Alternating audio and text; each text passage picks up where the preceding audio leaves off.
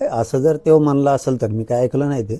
असं जर म्हणलं असेल तर त्याच्यासारखा नीच माणूस दुसरा कोणी नाही. मग जर संतोष भाईची इतकी क्रूर हत्या करून तो जर म्हणत असला की मला उणीव भासवती, तर त्या धन्या का दुसरा नीच माणूस या पृथ्वी तलावर दुसरा असू शकत नाही कोणी. तो मित्र असो किंवा तो स्वैरा असो, वाईट कृत्य जर केलं तर त्याचं कधी समर्थन करायचं नाही. आणि त्यातले त्यात आता तरी अजित पवारचे डोळे उघडले तर बरं होईल.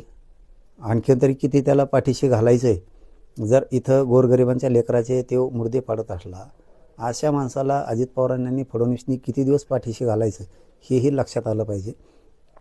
परंतु समाजालाही सांगणं गरजेचं आहे की एक गोष्ट लक्षात ठेवा, मग जात कुठली असू द्या, महाराष्ट्रभरातल्या सगळ्या जनतेला सांगतो आणि विशेष करून मराठ्यांनासुद्धा सांगतो की बघा, याची शब्दातून का होईना जर तो मानला असेल तर शब्दातून का होईना उघडं पडलं, फक्त आणि फक्त गुंडगिरी,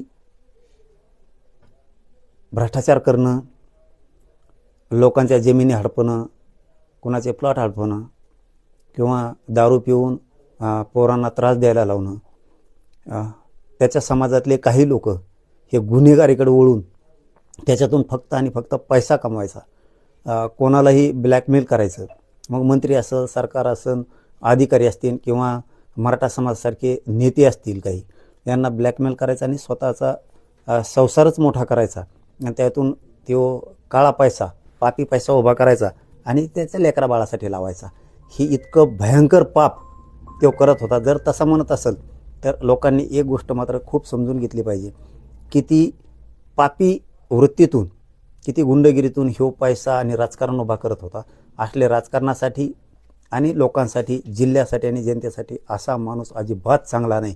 इथून पुढे तरी लोकांनी डोळे उघडलेच पाहिजे आणि विशेष करून फडणवीसने, अजित पवारने तरी आता डोळे उघडले पाहिजेत. नसता याच्या पापात तुम्ही सुद्धा खाक होणार. पुन्हा ते म्हणाले की काय